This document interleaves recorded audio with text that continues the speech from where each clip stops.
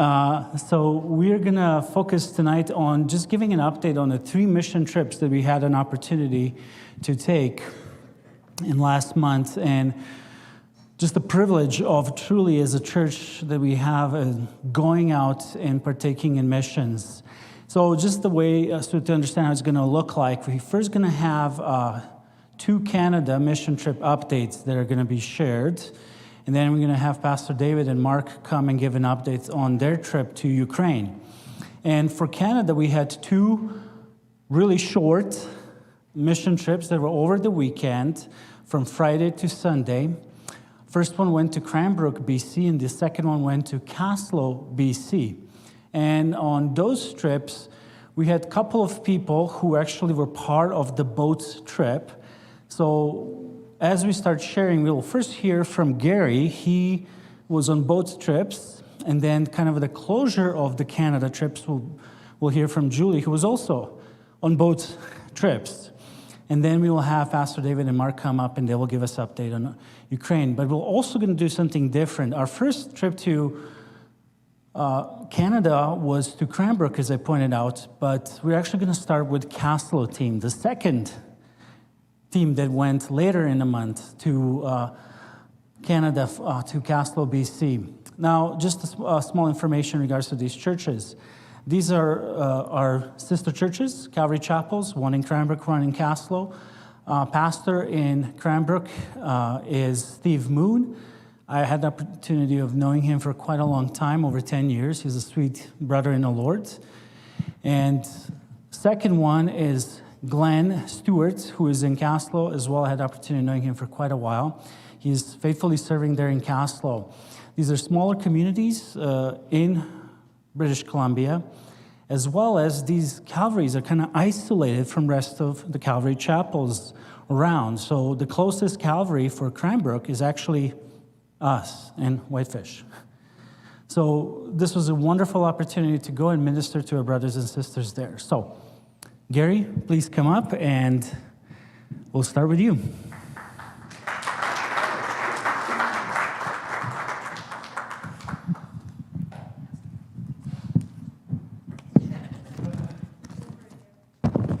I don't do stuff by memory, or just making it up, so. Anyways,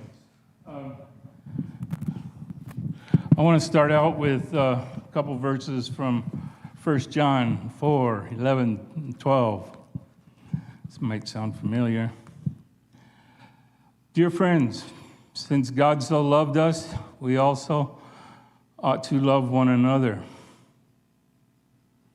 No one has ever seen God, but if we love one another, God lives in us, and his love is made complete in us. So I just want you to think about what your best way to look like God is. So that's how we do it. We love one another, especially in the body. A day or two after returning from the second trip in Canada, I was asked by a friend, "Where did you see Jesus in Canada?" And this is my response. I saw Jesus in Canada through answered prayer for traveling mercies. He kept us safe wherever we went. I saw Jesus in all his glory and majesty through the mountains, the millions of trees, the beautiful lakes, rivers, creeks flowing through the landscape, and even a bull moose standing in a parking lot at the top of a pass. I saw Jesus in the simple yet complex life of a honeybee. Our first host was a beekeeper who shared with me his love for the honeybee. Very interesting. I saw Jesus in conversations, hugs, and hospitality shared between believers in the Lord. I saw Jesus in a couple that opened up their beautiful log cabin home to us, and we gathered for a barbecue and for great fellowship. I saw Jesus in the woman that lived there as she shared with me about her family of 5 children, 2 of who were no longer with us due to tragedies in their lives. She, being bound to a wheelchair because of an accident in the ocean while on vacation in Mexico, never stopped smiling as she shared her faith with me. I saw Jesus through our hosts in Cranbrook as we prayed for their daughter and son-in-law who were moving towards a divorce. Last I heard, the divorce is on hold, so please keep praying for them. I saw Jesus as we prayed for a brother in Kaslo who asked for prayer for his unbelieving wife. I saw Jesus through the testimonies and baptisms of 3 young adults at the lake in Cranbrook. I saw Jesus through Pastor Steve and his wife Shauna of Cranbrook, and through Pastor Glenn and his wife Heidi of Kaslo, who were very gracious and hospitable to us all. They opened up their homes and shared their families and congregations with us. I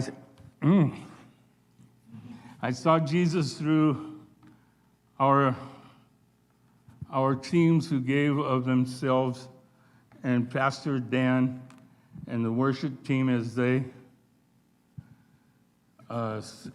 we stood with our sister churches in Cranbrook and Kaslo in fellowship. I saw Jesus once again in the fellowship and common conversations we had in the time spent traveling together.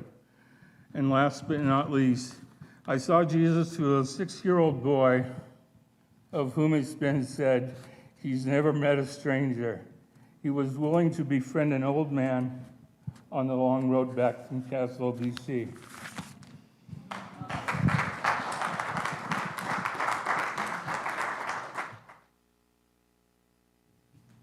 Hi, I'm Joanna. I had the opportunity to go to the Kaslo missions trip with Alicia, and when it first popped up as a opportunity to go, I wasn't sure if I could make my schedule work, but as soon as I started clearing things, it just all kind of fell together, so that was pretty cool. And this was a neat opportunity for us because this was Alicia's first time like really out of the country. I mean, there was another time we like popped over the border, but this was her first time out of America. And she seems to be interested in missions, so this was a cool opportunity for us to kind of have some one-on-one time as well and get out of the country and get to meet other Christians. We got to stay in this house, which was crazy cool. So Dave and Linda, I think Gary mentioned that Linda was in the wheelchair, and they were just the most hospitable people ever.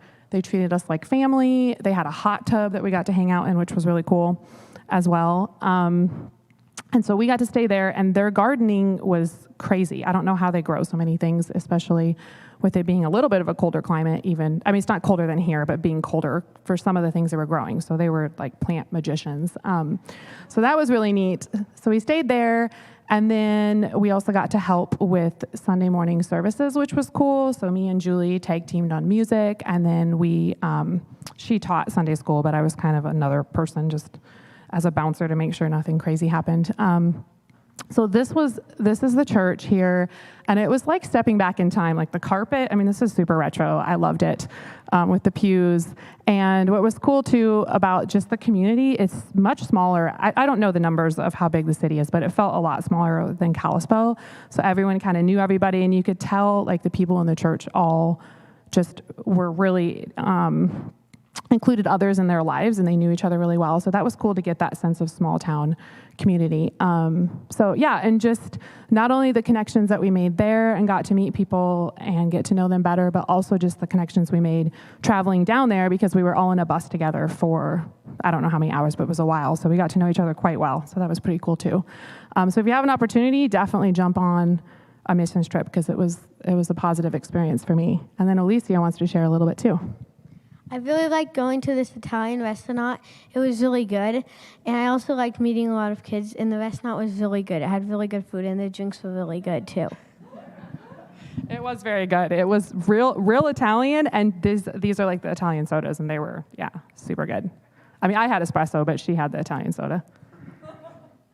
Okay.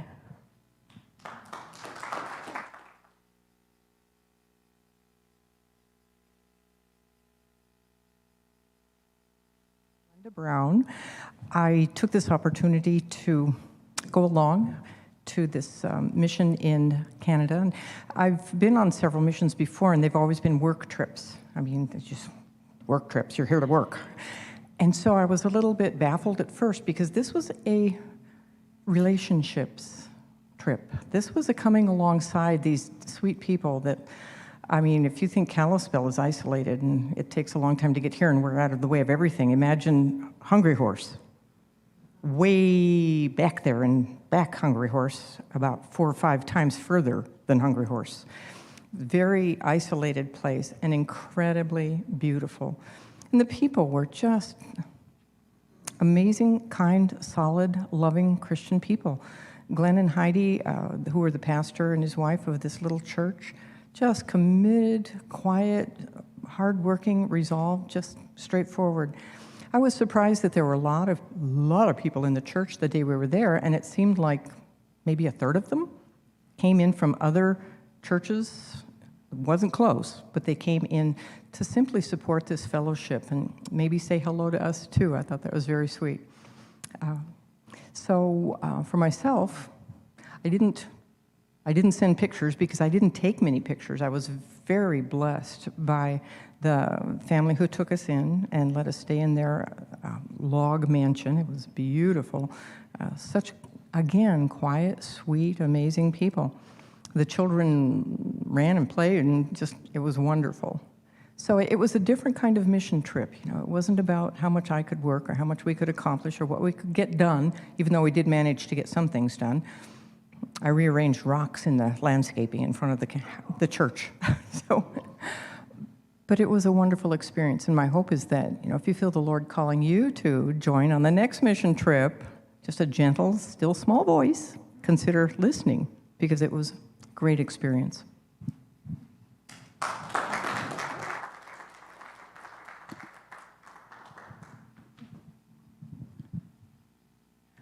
I was able to go to the Cranbrook mission trip, and as Glenda said, it really was more of a relationship trip than a hard work trip. I was able to help with the Sunday school class that happened after the worship time, so I was able to help with the children. And I really did see the challenge that you have in a small church when the pastor and his wife are doing all the jobs, they're carrying all the hats. And Pastor Steve's wife, Shauna, was the one who did children's church. So we went out of this hotel where they hold church into like a courtyard area, and the kids are running amok while Shauna is trying to get the key to get us into the breakfast room where we're supposed to have children's church. And you know, there was a challenge with people being new at the front desk at the hotel and not knowing we were there, and so it took a little bit before Shauna was able to get the key and we were able to get in. So I just really was grateful that we were able to be there and help. It was a good lesson in fellowship with other people. People were very welcoming and friendly. The hosts that I stayed with, Kevin and Kathy, were very friendly and hospitable and shared some of their life and their story with me and I with them. And it was very encouraging to just lift up other believers and to, in turn, be lifted up by them. So I would second what Glenda said. If you have an opportunity to go, go. It's great. It was a great experience. It was very encouraging, and I was blessed to be a part of it.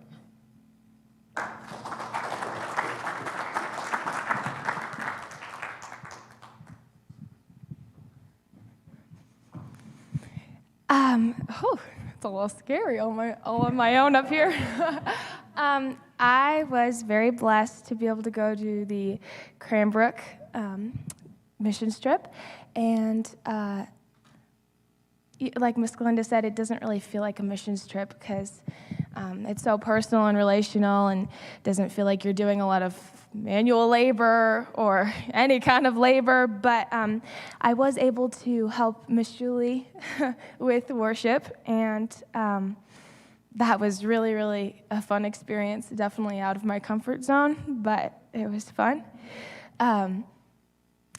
I got to stay with my best friend who couldn't make it tonight, but she also went on the trip.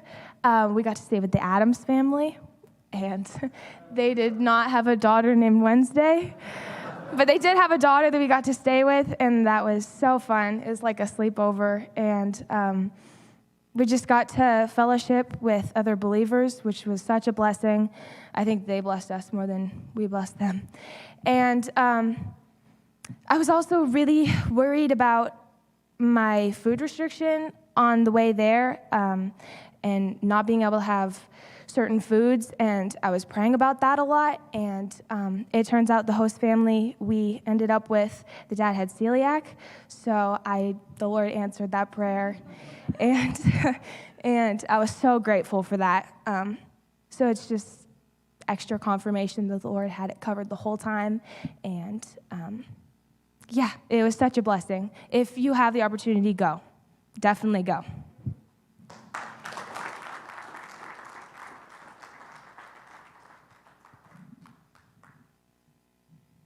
Sorry, I'm used to not having my phone at church. So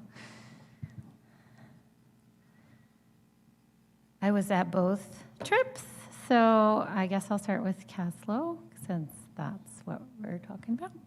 On the way there, it was a lot farther than I thought it was going to be. First of all, it was like 6 and some hours of very windy, mountainous roads it was tough in the vans for some of us, just not being able to see well and all the turns and everything. But we needed to stop in Cranbrook on our way there because when we went to the Cranbrook outreach, we left some things behind and we took something that we needed to return. My son took a toy home. But we stopped and had met the pastor and his wife, and our Caslow team got to meet them, and we had some fellowship with them, and that was a real blessing on the way there. And then while Dan and I and our family, we know the Stewarts pretty well. That's the pastor and his family. And I think the pastor baptized one of our kids when they visited Edmonton, actually, when we were there. But we just had a really great time being in their home, and like everybody said, Canadians are crazy hospitable, you guys. Like, they're so welcoming, and they just come on in. Our house is your house, and their town is super duper small.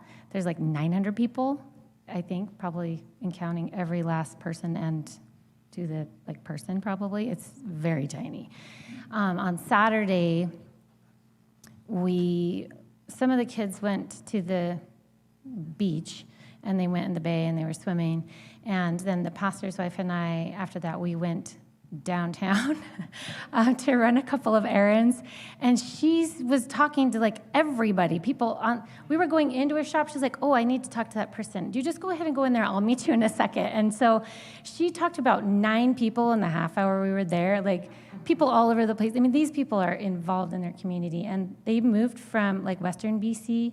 The Lord called them specifically to go to Caslow, and it is very isolated. So for us to go and visit them, I think, was a huge encouragement and a big relief and a blessing, because they're on 100% of the time. They don't have an assistant pastor. They do have a worship leader, but he's every week. I mean, everybody's every week doing everything. And they don't have a children's church much because they don't have a set amount of kids that are coming. And so they did have kids that Sunday, and I was able to, by the grace of God, have a lesson from what we used to do when we were in Edmonton. And we just scrounged up all the materials that we needed to do the lesson, and blessed the kids that were there besides just the kids on the team. And they really liked it. The little girl who was a little bit older when she was there, she was saying, are you guys going to be here next week for the baptism? Because they were having a baptism the following week. And I said, no, we have to go home today. And she was so sad. She really wanted like our kids to be there. It was a big shot in the arm for them. And just speaking from our perspective as, people who are living, far away from people we know, when we were living in Edmonton, when people came to visit us, like when Pastor Stacy and Bob and Dina Case came and visited us in 2020, just before COVID, like that was super encouraging. It was a big deal for us. And anytime people came, like we had several teams actually come from the church here. So we felt like, I felt like anyways, it was kind of a chance to give back for the times that people came to visit us. And then regarding Cranbrook, so there's a picture up here of leading worship on Sunday. It was such a congregational experience because I had laryngitis the entire weekend that we were there. And it was a huge blessing because Joanna backed me up and she was carrying with Ava most of the singing and I was just playing. And we were making a joyful noise to the Lord. So that was really good. But then when we were in Cranbrook, as everybody has said, it was another trip of fellowship and encouragement. But also, in the case of going to Cranbrook, we did a lot of like touring around, and they wanted to show us things, and I could totally identify with that because when people came to visit us, we wanted to like show them where we lived. And so, Pastor Steve's family owns a candy store. Like he's a chocolatier, and they took us to their shop and they let the kids like choose candy that they wanted to have. I mean, it was kind of amazing. So it was in this little picturesque town, not far from Cranbrook, and we were hanging out at lunch. We were hanging out on the square. There was people everywhere, people from the church. The night we got there, we had a huge barbecue. So we were just like really hanging out with the church the whole weekend, and it was so much fun. It was only just kind of a shame that we couldn't have stayed longer in some ways because they had a baptism after the service on Sunday, and it was out at a lake close by, but we had to kind of bounce out pretty soon after the baptism was over. But like so many people in the church showed up, and everybody was hanging out and just chatting and fellowshipping, and they made us feel like we were just a part of their church, which was really great. They didn't treat us like outsiders, and we didn't feel like outsiders. At least I didn't feel like an outsider. But on behalf of my kids who were too shy to come up here and share anything, they really were blessed to be able to go to be able to return to Canada since we were so abruptly removed from that ministry. And they just were excited, and they were very involved, and like they were meeting people in the church and doing things with others, and they were hanging out with the kids in Cranbrook, which encouraged those kids too because there's fresh, like Christian friends to play with, since Christians are kind of a rarer breed, I would say. Like there's a minority factor there, especially in smaller towns, but they had a great time, and we just are so thankful for the opportunity to go. We thank the church for allowing us to have these trips, and I will echo what everyone has said because I say this to people all the time anyways. Go on a short-term trip. Just do. Like, it doesn't matter. If the Lord is leading you, if you have any kind of a desire, inkling, just go. So.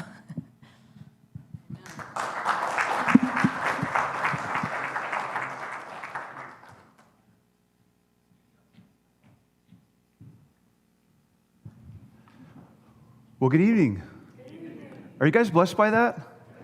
I tell you, I'm very blessed because in June, we had at one point 2 mission trips going on at the same time, and we still had things functioning well here at home base.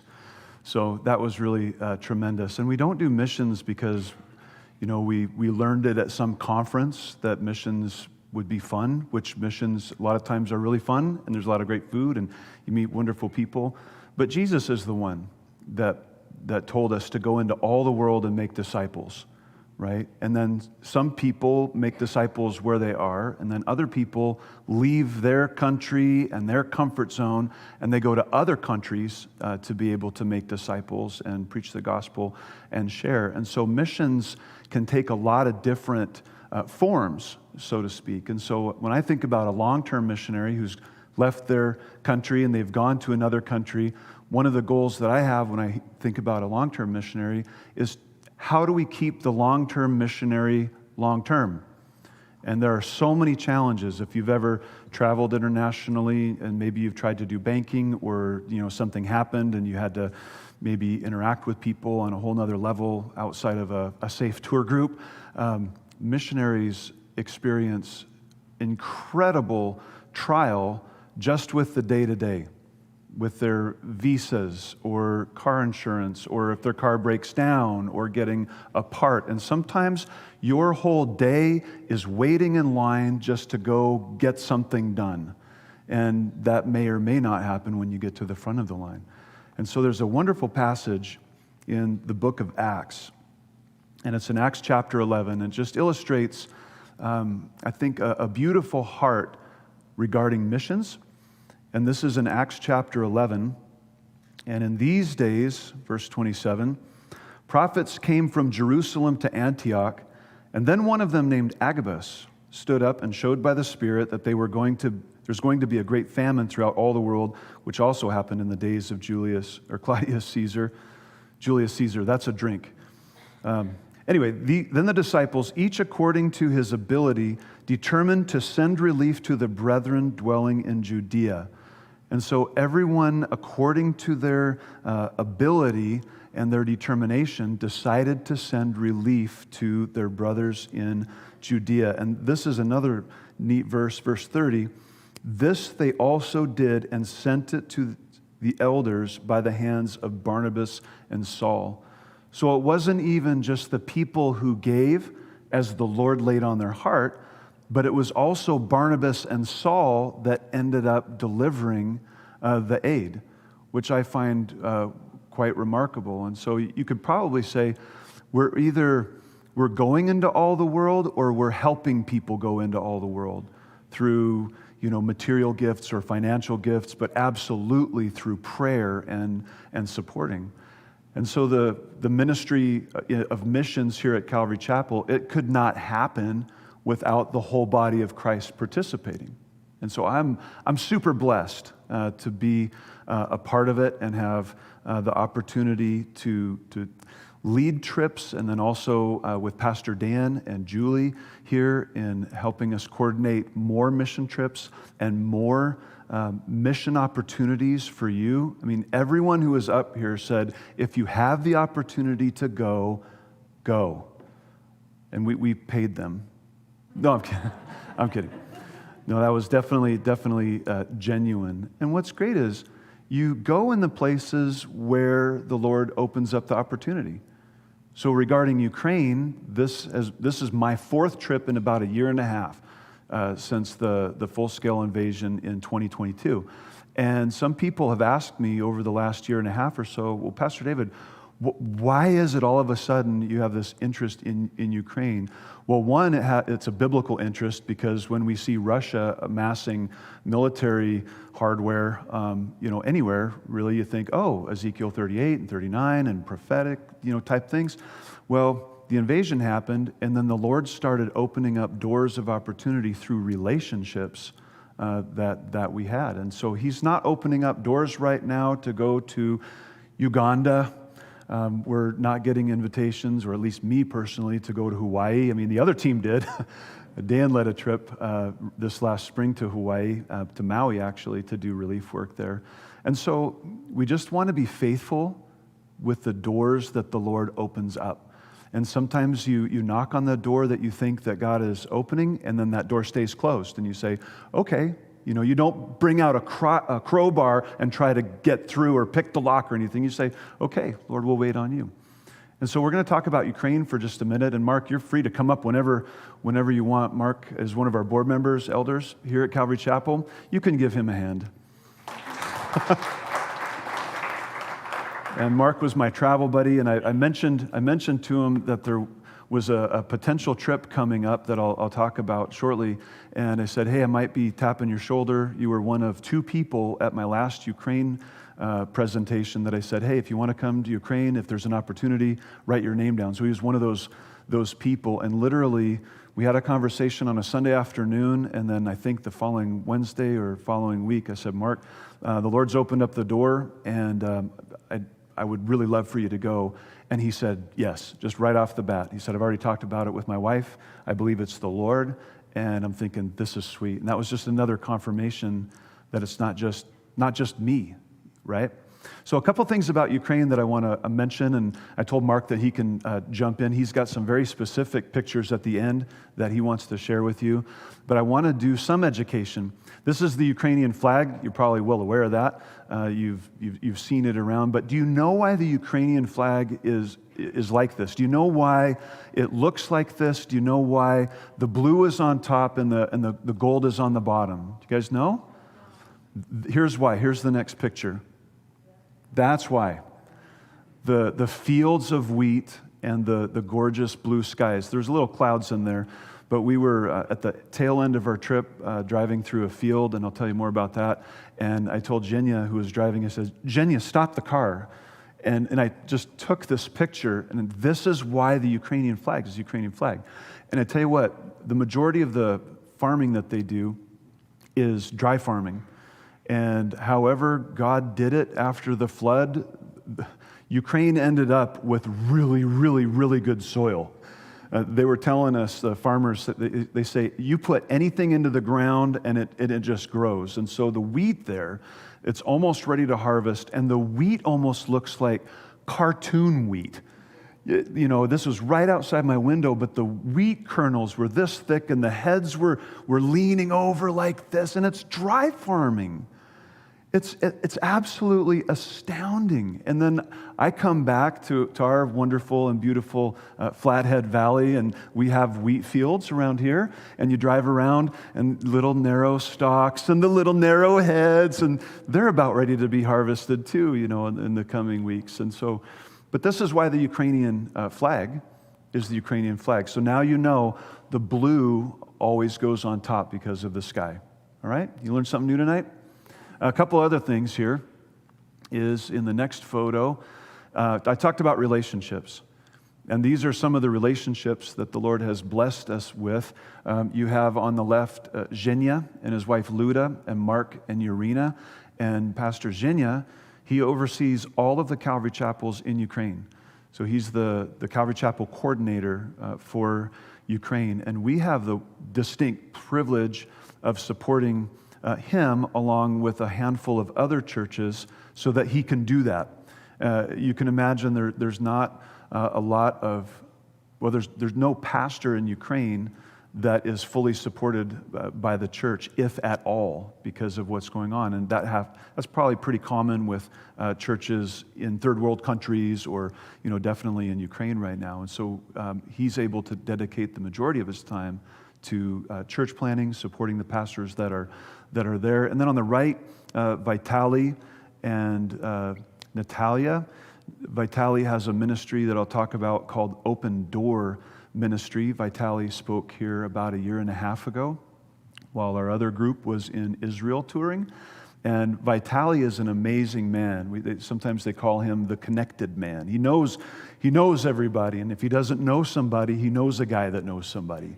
And he gets stuff done, and he's truly amazing. He's one of the chaplains that we've been able to go over and minister to, and he has a group of guys that he's involved with, a lot of humanitarian aspects. So we've gone to Ukraine 4 times. 2 of those times have been directed at investing in and just caring for law enforcement and military chaplains. And those trips were wonderful. And then the other 2 trips were more of the relational trip that you heard about. So less conference, teaching, those type of things, and more just building relationships for the future, for even future mission trips.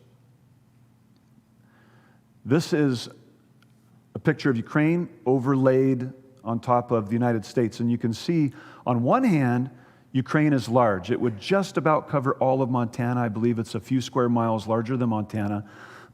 But then on the other hand, as compared to the United States, it's small. And it's really interesting to go to Ukraine and realize that you have a country like Russia fully engaged in trying to take territory, kill people, and push their borders to the west in this little country.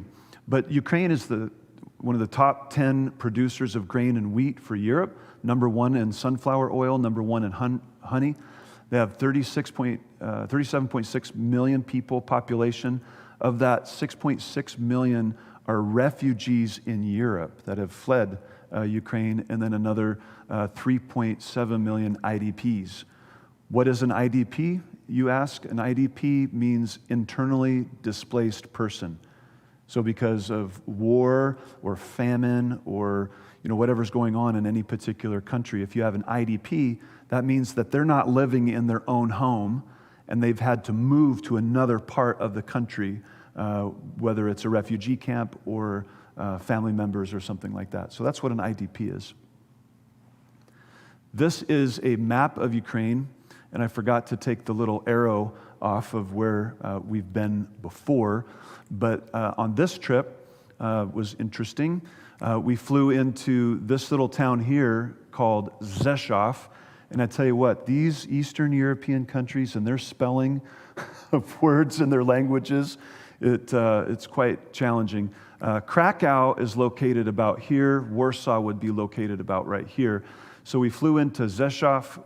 We took a car to a border town here and took the train through Lviv, Ternopil, and then on to Kyiv. Maybe you're wondering, well, how close did you and Mark get to the fighting? Not close at all, pretty much. Not close at all. The fighting right now, you've probably heard in the news, is in Kharkiv right here. And then the line would be kind of down here, and then it would start coming across the Dnieper River and then down in this way. And so this is where the fighting, or the demarcation line would be, is far to the east. This is oops, that's not the train we took. That's the train we took. That's the train we took. This is out of Poland, and the trains were actually, would you say, pretty comfortable? No car sickness, so it was comfortable. Or train sickness. Or train sickness. Yeah. So this is the train that we were boarding in Poland, and the only real long line that we had was going through Polish passport control. And so there's a picture of a line there that snakes through here and then underneath here and then back into the building and then through. And it wasn't necessarily taking a long time for processing, it's just that everybody queues up early.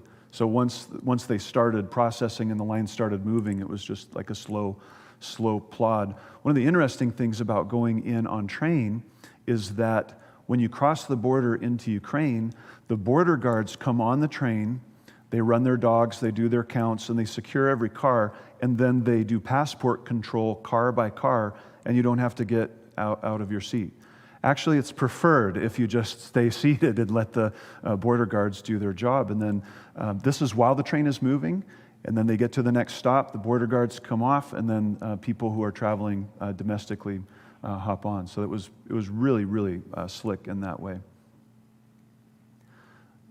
You know that the Ukrainian hot dogs, if you've been to a trip report, they're genius. They're genius because they have a bun that has a hole in it that receives the dog after they put the condiments in it, and all the condiments surround the hot dog. And so you've seen this picture maybe before, but I don't know if you saw this one when we were gone here, because this is my new hot dog picture, is the next one. There we go. Yeah. So Mark finally got a hot dog. And it was pretty good. Costco quality, not quite, but darn good. But how often are you going to get a Costco dog in Ukraine? You know, definitely. I think it was better than Kirkland quality, but that's just me. All right. This is the genesis of our trip. You know, I talked about relationships. Well, we had a gentleman in our church talk to me one day. And he said, Pastor David, with what you're doing in Ukraine and some of your experience with law enforcement and chaplains and trauma training and some of the stuff you've done in Latin America with human trafficking with the child exploitation and rescuing them and stuff like that. There's a guy that you need to meet. Okay, who do I need to meet? And so he said, you need to meet Mykola Kuleba. Who is Mykola Kuleba? He was the presidential commissioner for children's rights in Ukraine under President Zelensky and the previous president from 2014 to 2021. What does that mean? That means that everything that has to do with kids in the entire nation of Ukraine, this guy oversaw it and was a direct report to the president. Amazing. And I'm thinking, why would I need to meet this guy? And so I sat on it for a while, and then he said to me again after a couple months, he goes, you really need to meet this guy. I'm like, okay. And the gentleman in our church, if he tells you something twice, you know you need to just step out in faith. And so he is a wonderful, wonderful man. He founded a ministry called Save Ukraine while he was the commissioner that focuses on rescuing children that have been deported to Russia or rescuing children that are in Russian-occupied territories. So that's what he does. And they also do evacuations, which is a really, really big thing with the war in eastern Ukraine. And then, of course, they also, as they're rescuing kids, they're also involved in rescuing families. And so here's a picture from their website of some of the kids that they've rescued. And their website is tremendous, and you could go to saveukraineua.org, and you could look it up for yourself and see all the amazing things that they do. Just the intel that they get and the information that they get, and figuring out, well, who needs to be rescued, who's a candidate to be rescued. It's really, really intriguing how they do that, how they coordinate with the government, and they're doing really, really good work. This is off their website. This is the three things here where they rescue, they restore, and they build. And so the people that they rescue, they bring them to hope and healing centers. 3 are for internally displaced people with families and children, 1 for returned children kidnapped by Russia, 1 for sexual abuse survivors, and 2 for abandoned elderly. And so they have these homes where they can go once they get them out of harm's way, where they can start giving them the psychological and the social aid and the spiritual aid and just everything that they need to be able to rebuild their life. And they're there for about 3 months, and then they move on. And then they have 127 modular homes where they're able to house people. A lot of the homes are connected with their community centers, and they have 15 of those. And Mark and I, we had the privilege of visiting one of the newest community center in Irpin, which, where's Irpin? Irpin is just northwest of Kyiv, and it's next door to a town that you may have heard of in March and April of 2022 called Bucha. If you remember the Russian atrocities that took place there, Irpin is not mentioned as much, but they experienced great and grave difficulty. So what do these community centers do? So the community centers, they offer help to local communities in 2 specific ways. Number 1, the help is for families with special needs kids. So if you have a special needs kid, unless you have a lot of money and you're paying for some private outfit, there's nothing for you or for your child. No support, no learning is very, very difficult if you're in one of those situations. And then the second thing that they do is child development. Anything needed to develop a child. And so you can think that war has probably disrupted children's development. And I'll tell you, one of the aggravating things that Mark and I heard is that of all the things that Russia is targeting of non-military significance, okay, and I'm not going to get too off track here, but they are also targeting places like book publishing companies. And they just took one out about a month ago in Kharkiv. So if you could imagine if there was one major or a handful of major book publishing companies in the United States, and their focus was homeschool material, And we had Canada. They got agitated. They ran out of maple syrup, and they're attacking the United States. And they're coming at, and then they start pounding our publishing companies that publish homeschool material. I mean, it's just, what's going on is absolutely unthinkable, and we were able to hear it firsthand. And so Save Ukraine is helping people get back up on their feet. And of the 15 centers, they have 4 more coming online in this year. Soon, and then 25 by the end of the year. And it's just amazing what they're doing. And so this is in the new center, and I'll introduce you to a couple people here. This is Mykola. This is his wife, Natalia, and she is a chaplain in one of the chaplain brigades that they have in Ukraine for the military. This is Aksina, and she was our main contact. She's the communications director and development director for Save Ukraine. And this is Alex, and he is a right-hand man to Mykola and an engineer, and he did a lot of plans for a piece of property that they're working on right now. And then these are kids that were in the community center that were just kind of hanging out with us and wanted to be with us. And you could see they didn't give us that flag. We brought them a flag because in my previous trips, they like flags. There's a lot of patriotism going on, and they want to honor people who are willing to visit their country at this time. And isn't it true, just the response of the people when we go? Like they just are so thankful that we came. It truly was genuine. Even in this setting here, the kids were not pulled out saying, okay, we've got to take some publicity pictures. They ran to us. They came to us with drawings and colorings that they had done just previous and sought us out while we were having a cup of coffee and talking about some administrative stuff. So the children are craving support. They're craving a feeling that they belong and that they are accepted and that they're in a safe place, and they feel that here. And that's one of the major focuses of this whole operation, is to give the children a normality of life that they had lost. And you know how important that is to kids. We see it even with our own VBS and children's ministries here. Kids want to have that sort of interaction with adults that truly care, and they're getting that at these centers. So this is that flag, and the kids from the center and the special needs kids painted it for us and gave it to us. And so this is really, really precious. One of the girls that we met that was getting some tutoring, she made this really pretty, it's just hard to travel with paper products like this, this really pretty craft here. And then also the kids gave both Mark and I a bag that they hand painted. And so it was really, it's touching even now.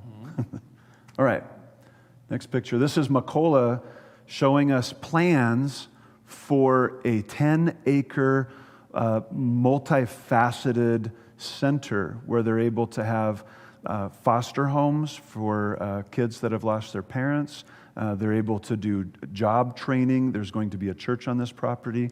This is in Irpin, and what's miraculous about this is that on one hand, Russia used this particular property that was gifted to them by the city in their attack in early 2022. That's mind-blowing. And we were walking around it, and we saw some of the buildings with the bullet holes. But what's really amazing is the city gave it to Save Ukraine Ministry rather than sell it for a lot of money to a developer who wanted to build block housing and high-rise apartments. And they have an amazing testimony in the government of Ukraine. This is an example, or not example, but this is one of the places where they had the modular homes just outside of that center in Irpin, and we got to speak with one of the men there. And then on the way back, Aksina and our driver, they took us to this monument, and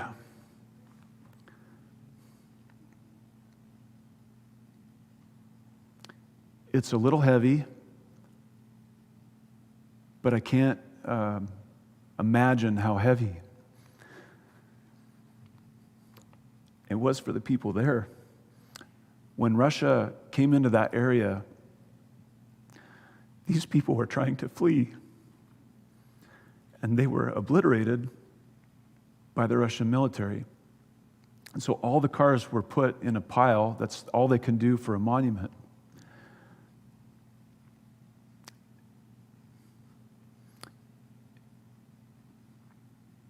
This is right off a major highway, so the daily traffic sees this as a reminder of the battle that's being fought. Most of the cars, they were all burned. Riddled with bullets. Looking at walking around closely, the driver's sides were hit with machine gun fire. And again, these were families. These were people simply trying to get out. These were not combatants. They had nothing to do with defending the city. This was moms and dads just trying to get their kids away from the danger. And they were stopped rather than allowed to escape. Yeah. Before Mark and I left Kyiv, and I tell you, we had some wild Uber drivers. They get paid by the trip, not by the minute. We're still alive, but we had some time, and so we were able to get our Uber driver and schedule it to take us to this monument. This monument is called Mother Ukraine or Lady Ukraine, and it would really be the equivalent of their Statue of Liberty. And she was made, if you go back one slide, when was the date? Right there, 1981 is when they finally built that, but plans had been in place for decades. And 203 feet tall, and you get a picture of the size, if you can see, do you see the people right there? So that's the 203 feet monument. The Statue of Liberty, not to compete, is 305 feet. But it was large. But what's interesting is in later 2022, on one of the Intel feeds that I was looking at, I saw pictures of workers who were welding up a trizub, or the Ukrainian trident, to replace the hammer and sickle that had been on since 1981. And so you can see right there, that's the old hammer and sickle. And then, so Mark and I got to see the new shield with the trizub, which we've talked about before, and its history. If you want to do a little bit of deep dive on Ukraine, just type in history of the Ukrainian trizub or the Ukrainian trident, and you'll find out that Ukrainian culture has been there for hundreds and hundreds of years, even though Ukraine officially, politically, gained their independence in 1991. If you go to Ukraine, you gotta have borscht. You gotta have borscht, and that was. You had borscht. Borscht. Good. There's a red and a green. Go with the red. Red. The red beet borscht is tremendous. This is really us waiting for the train to start heading to Ternopil. That's where Pastor Zhenya is, and you see a lot of architecture and vehicles that really are still kind of part of that Soviet era. And so this bus was definitely one of them. But trains are really, really big in Europe, much more so than they are here, and especially in Eastern Europe. So when we got to Ternopil, one of the other things that we wanted to do is we wanted to see Vitali's ministry, Open Door Ministry. He was in the States, and so his deputy, Ruslan, was the one to show us around. He showed us a piece of property where they do kid camps every summer. They rent that. He showed us their warehouse that I'll show you in just a minute. But Ruslan didn't speak any English before the war in 2022, and when he got involved with Open Door Foundation with Vitali, and he started helping out as his deputy, he's talking to all these people all over the world. He had to learn English on the fly, and he's absolutely conversational English, and so it was a real blessing. One of the things that his dad did that he was raised in is in a sewing or textile type business, and so he had a vision to have a jacket company and be able to have the business model such that 50% of all the coats that they make, they would give to orphans. Well, as the word got out people are like, we're so behind that. They are supporting his ministry to the point where they give 100% of their jackets to orphans. It's absolutely mind-boggling what they do. And the jackets that they make are absolutely incredible for a couple of reasons. One, he was telling us about the quality of these jackets. And so afterwards, if you don't want to pass them around, this is kind of a spring rain jacket. But he was so proud of these jackets, and he's saying, you know what? The buttons that we use, you could get a button for 10 cents, but we get the 90-cent buttons because they're good buttons, and God sees this. And then he goes, and we have our name printed on the button. And the name of their ministry is called Hugs. Aw, yeah, you guys can say aw. And I'll show you, yeah, this one is really cool. One of the neat things that they do that is so great is that on the inside of their jackets, where it says Hugs, right here is the Aaronic blessing from Numbers chapter, is it 6 or 9? 6. Wait, it's 6. And that's may the Lord bless you and keep you, make his face shine upon you and be gracious to you. May he look upon you with favor and give you peace. And so the idea is that God's favor and blessing would hug these children and consider these jackets are going to kids that have nothing. They may have escaped a situation with nothing but the shoes on their feet if they were lucky enough to have the shoes. This jacket is high quality. It is something that is given to the child. It is theirs. It's something they can own and be proud of, and it's a big deal to a kid. Look at that one. That's amazing. So you can come up, take a look at those. All right, what do we have next? Oh, this is the warehouse. Truly remarkable. I didn't even write down the tonnage of materials that have come through this warehouse in Ternopil and then to people in need in Ukraine and in the East. And one of the current things that's happening now is there's a ministry in Holland, of all places, where the guy had a vision for something like 1 million banana boxes. He got a vision of 1 million banana boxes for Ukraine. And so they load up banana boxes with about a week and a half's worth of supplies for a family of 6. And they load them on trucks, and they just come into Ukraine through this warehouse week after week after week. And this turns over about every week. This place is emptied, and new supplies are brought in. And the banana boxes are just really sturdy, good boxes. There's no bananas. And there's no bananas about that. And they also do military boxes too. So they pack these boxes that are just more oriented towards someone who would be on the front line. This is Mark, and he's showing off some of the things that the chaplains and the people come back after their drop-offs, that they'll all kinds of spent military hardware. And I had to tell Mark, no, you cannot take a rocket tube home with us. Couldn't get it in the suitcase. Yeah, we were traveling pretty light. We were also shown outside of Ternopil three houses, and it's just miraculous. The first one is a hospice home, and it's fairly new. They have a couple that oversee a hospice ministry, I believe, with about 14 residents. When they moved here in the last couple months, that was their second move.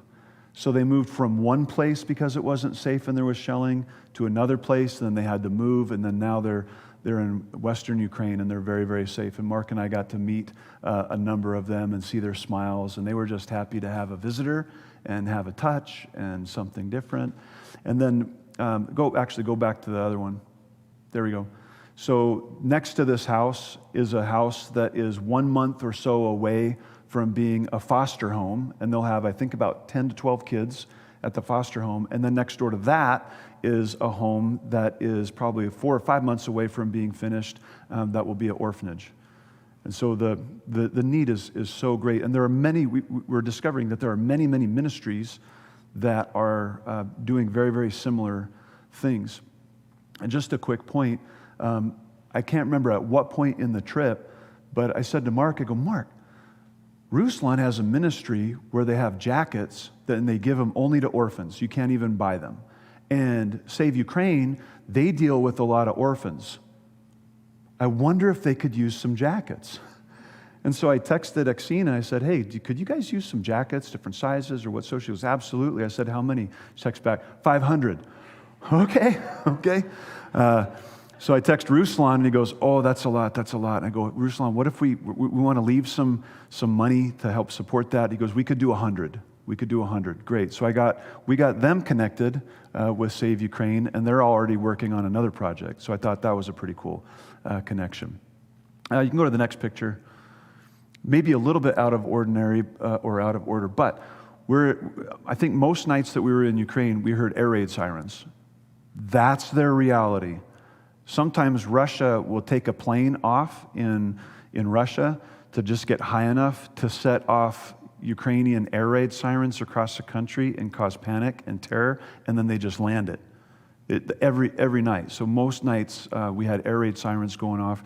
And the people that we were with, they said, look, if it was a real deal or there was some kind of problem, we'll come and get you or whatever. Well, after air raid siren in the middle of the night in Ternopil, the next morning I looked on one of my feeds, and I'm looking at those missile tracks, those cruise missiles, and I'm like, it went right over Ternopil.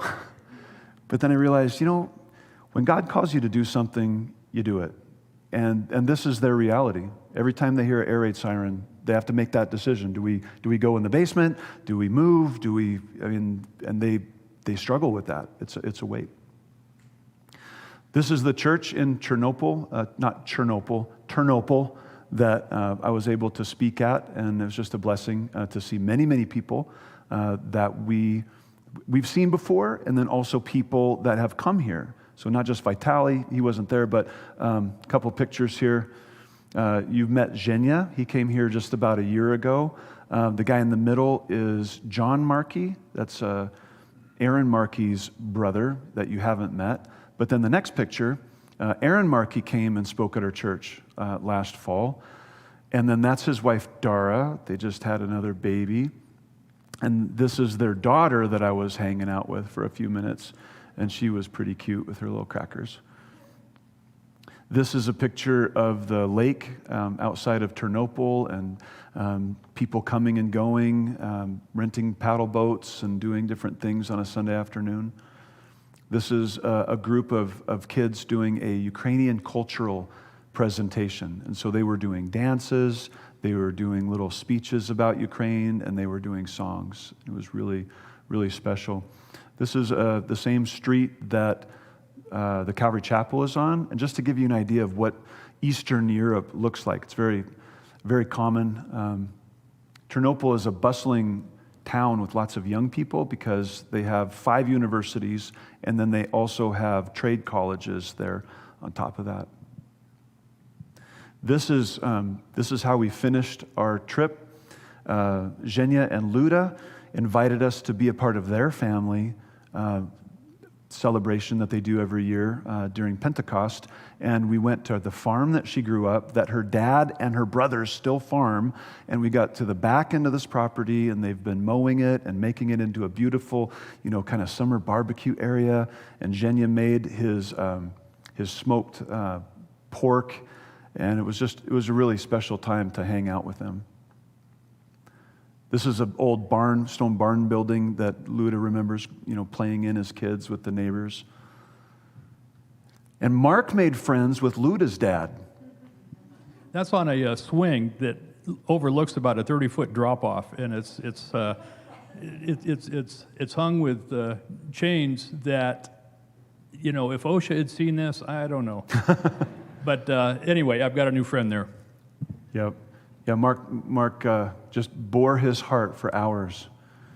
But Luda's dad doesn't know English. No, really. But he smiled a lot. Yeah, he smiles a lot. We're about the same age, so that was the connection. They made great friends, and so we were with their nieces and nephews, and we were playing kind of their Ukrainian version of bocce ball, and that was really wonderful. This is a picture that Mark wanted to comment on. Yeah, this is outside the train station. So that gigantic structure that you saw in a few pictures back is behind us here, and we're looking into the main city. Kyiv is about 3 million people. It's a big place. with all the issues that any metropolitan type area has. And it's so fascinating. We've seen the same thing in Israel right now when we watch, Maureen and I watch quite a few YouTubes of webcams and just walking tours of Israel. And life is going on. There's activity, the restaurants are open, people are going to the stores, and yet 20 miles away, there's this devastation and the crisis of combat. The same thing is happening here. Life is moving on. People are doing their normal routine, except the air raid sirens, except the contrails.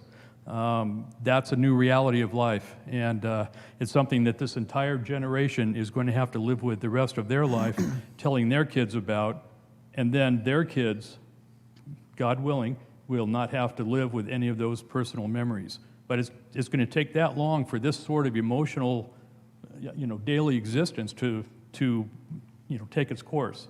So just wanted you to see kind of the big town and move, next slide, please. This is in the Ternopil Calvary Chapel. There's about 15 Calvaries in Ukraine, if I'm not mistaken. And again, Xenia oversees those as kind of the point of contact for all the Calvary contacts to each other. But the kids there that are looking at a video game, that could be anywhere in the world. It could be anywhere in this country. It's a moment of normality where friends are hanging around looking at a goofy screen. Do I approve of that? Generically, no. But in this situation, it's a moment of normal kiddom for these kids. And so, yeah, go to it, boys. Enjoy your fellowship, and you're in church. So it's a good thing.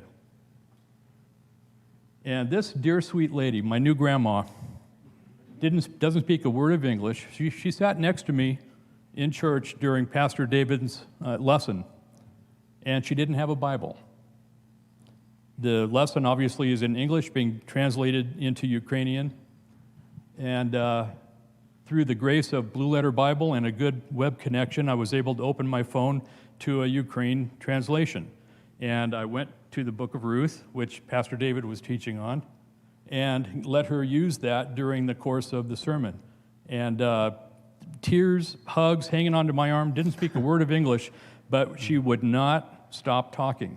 I'm hoping I think they were all good things, because it was, a lot of this, a lot of hugs, a lot of just looks, and you could just see thank you. And it was just such a personal, touching moment. And she's obviously old enough to have lived through more than one violent conflict, I'm sure. And to have to live through another one now, people shouldn't have to do that. But anyway, I just wanted to show you that wherever you go, whatever our background, Christ pulls us together. We are brothers and sisters. Whether we speak the language or not, we speak the language of prayer, and we speak the language of compassion. And that was my moment.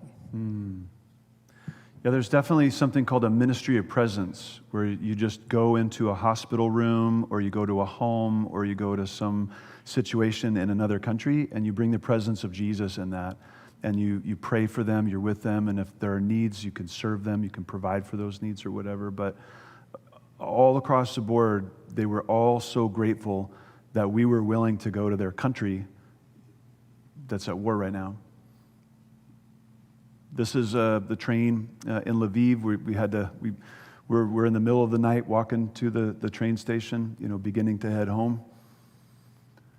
I got to say, too, and this is my travel buddy there. I put that in there just for Mark, because I appreciate I've known him so about much. 2 or 3 people in my long life that actually have more energy at the end of the day than at breakfast, and this is one of those guys. It's amazing. So Mark was an amazing travel buddy, to say the least, but there is always something when you get back to the United States and you get through passport control and they say, hey, welcome back to the United States. Okay, this is where I belong, as far as, now, until Jesus comes back, right? And then finally, I just want to end with this, and then maybe we'll just pray, have some Q&A. The will of God will not take you where the grace of God can't keep you. And so whatever it is that God is calling you to do, to take a greater stand in your family for truth and the gospel, to say no to sin, to go on mission trip, and maybe for you a mission trip of faith, and a big step of faith would be just to go, okay, I'm going to save up, I'm going to get a passport, and I'm going to go on one of those Canada trips. That sounds like my speed. Great, praise the Lord. But just know that if God's calling you to do it, He's going to be with you. He's going to see you through. That's the wonderful thing where, are there some risks in going to Canada? Yeah. Are there some risks in going to a country that has an active war zone in the east? Yeah.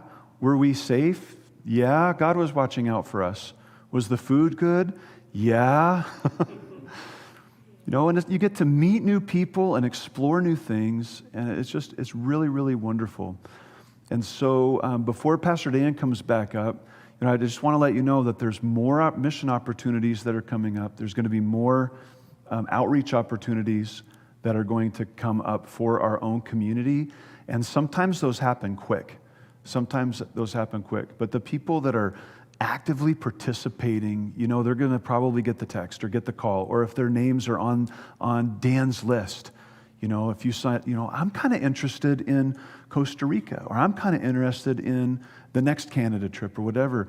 Get on Dan's list so that when those opportunities come up, that it's easier for us to find you. Okay, we'll do our best to make announcements, but jump in there. Time is short, and you can make a big difference in somebody's life just by going, whether it's laying brick or painting or cleaning something or teaching a Bible study or just bringing the love of Jesus, or being that person where it's like, okay, you're assigned to these 3 suitcases, don't lose them, and you're a mule for this trip. Legal things only. But we're going, and we need extra hands. That happens sometimes on mission trips. So let's do this.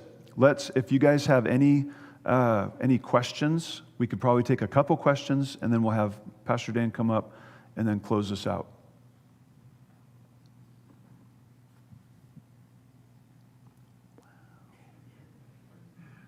Must have done a good job.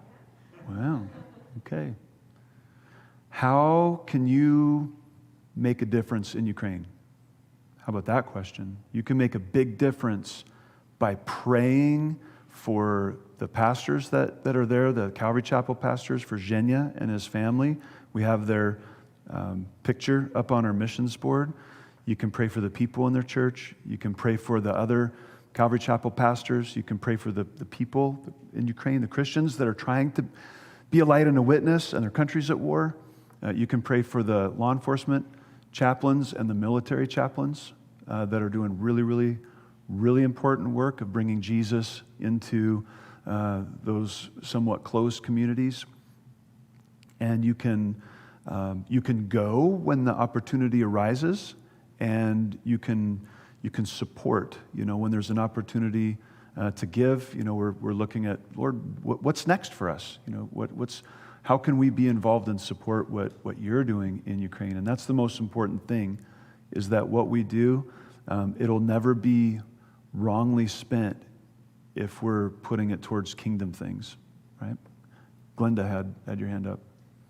The children that are taken into those homes, temporary homes, as well as orphanage, that will be built, are there a great number of them? There is such a need where they want to build a larger facility than what they currently have. That's all I know. Yeah, and then Gary, you had a question. I just would add to what you were saying. Be a mission wherever you are. Here in the U.S., here in Montana. Show God's love. Carry God's love wherever you are. Absolutely. Yes, sir. Yeah, I was curious, the picture you showed earlier with the map of Ukraine with it was all in Ukrainian, but it had the different colors of flights on it. Was that a difference between Russian aircraft flying over versus missiles, or what was that? No, the picture that I showed regarding the flight paths of the missiles, each different color represents a different type of Russian missile, and they're using I think 3 that I've seen on the feeds that I watch. There's there's ballistic, there's cruise, there's the Kinzhal, there's, and then, so that's what the different colors represent. Yeah. Yes, Glenda, and then we'll wrap it up. Has not been able to help them with ballistic weapons that will take those missiles out? Like Iron Dome over Israel. They do have some, and they're trying to get more there, but they don't have enough. They don't have enough. And then what's interesting, if you're tracking all of this, is the something I believe is called something like the invention of war, where things get invented so fast during wartime because somebody develops a defense or they develop an offense, and then the enemy develops really, really quick a defense for that or a counter to it, right? And in Ukraine, I was reading an article on some of the technologies that are being developed right now. The rate of that, like, when you have something, hey, we've got a secret weapon. Oh, they defeated it. It's not secret. Okay, we got this new thing. It's like a matter of weeks, and it keeps on going like this. And you've seen that with drone. It's called the drone war. Drones have a whole new evil role in war now. So it's really, more and more countries, especially Europe, are sending more, anti-missile type things over there. But Russia's trying to figure out just kind of like what's going on with Israel, where they're figuring out how to defeat them or overwhelm them. So, yeah.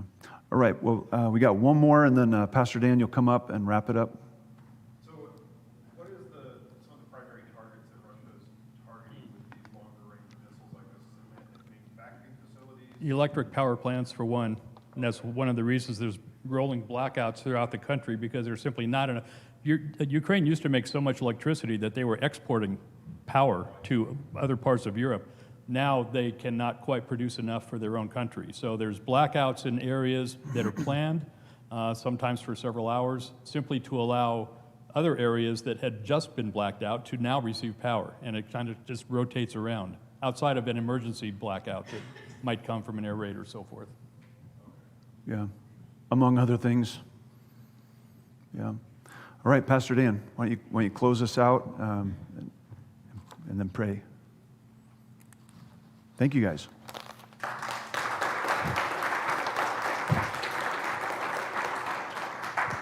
Well, I'm just going to quickly share something. First of all, it's awesome to hear how the Lord uses everybody in two parts of the world, using different people for different purposes.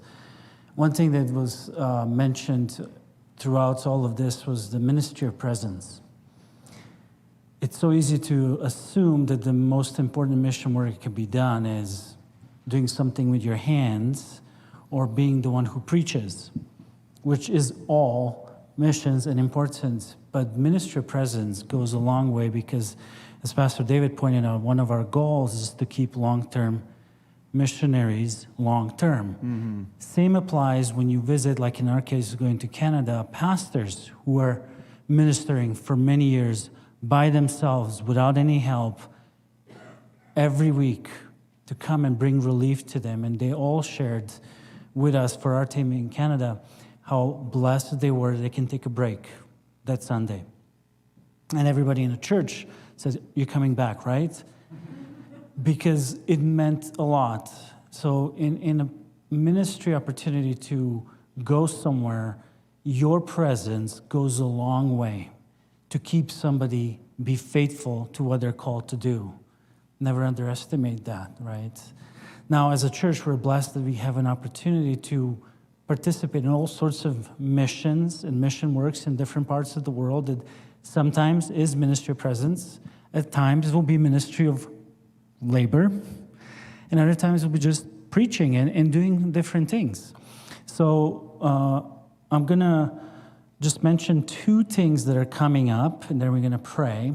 And those are, we're going to have a mission trip that we are planning to go to Ensenada, Baja, Mexico in November, from November 2nd to November 9th. If you are interested, now, we already had the sign-up list for this a few months ago.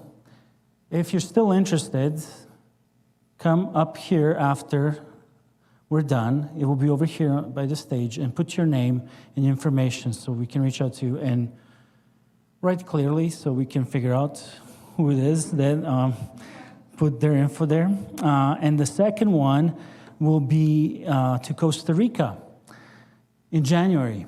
So we don't have a lot of details on that one yet, but it is coming up for the dates and so forth. If you're interested, same thing. It will be on this side of the stage, and you can put your name. And if we run out of space, if everybody puts their names, just go on the other side. Doesn't matter. So with that being said, let us pray. Heavenly Father, we do thank you for just the wonderful blessing of being part of the work that you're doing in Canada and Ukraine.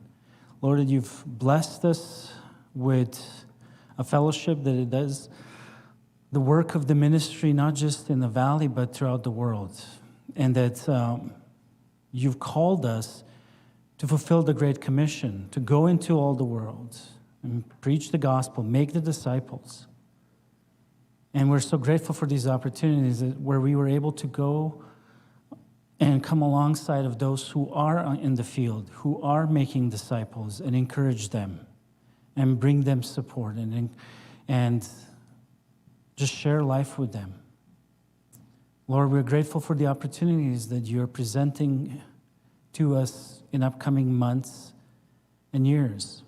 And unless you return, Lord, we look forward to that.